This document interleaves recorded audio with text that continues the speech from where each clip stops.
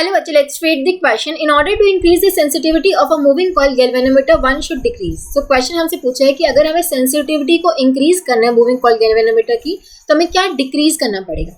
अब देखो, जो करंट सेंसिटिविटी होती है मूविंग कॉइल गैल्वेनोमीटर की, उसका फॉर्मूला क्या होता है.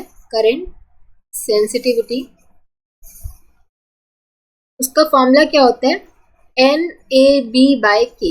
N is the number of turns, A is the area of the coil, B is the magnetic field, divide by K, where K is the torsional constant of its suspension. या फिर इसको हम basically बोल सकते हैं storing force constant भी बोल सकते हैं. ठीक है, यहाँ पे आप देख सकते हो कि जो करंट सेंसिटिविटी है K के इनवर्सली प्रोपोर्शनल है.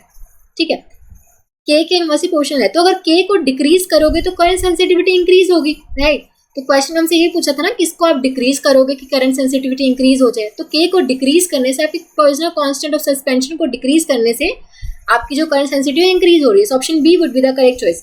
बाकी के आंसर्स ऑटोमेटिकली गलत हो जाएंगे, बिकॉज अगर आप एरिया को डिक्रीज करोगे, एरिया को डिक्रीज करते हो, डायरेक्टली प्रोपोर्शनल है, एरिया को डिक्रीज करने करंट सेंसिटिविटी डिक्रीज हो जाएगी, इंक्रीज थोड़ी होगी. ये गलत है.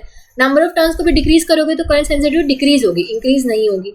स्ट्रेंथ ऑफ द मैग्नेट, अगर strength of the magnet decrease करोगे, यानी कि मैग्नेटिक फील्ड डिक्रीज करोगे, तो करंट सेंसिटिविटी भी डिक्रीज हो जाएगी. तो ये भी गलत होगा.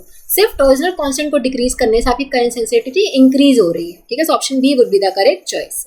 आई होप आप सबको समझ आया होगा. Thank you so much.